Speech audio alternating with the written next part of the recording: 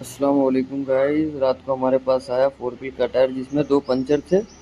Uncle को बोला कि अंदर से बनाओ, अंदर से बढ़िया होता है, टायर का लाइफ बढ़ जाता है। ऊपर से बनाने में टायर जल्दी ख़राब हो जाता है, और अंदर से बनाओ तो एक तो पंचर लीकेज नहीं होता है, प्लस टायर का लाइफ बढ़ जाता है।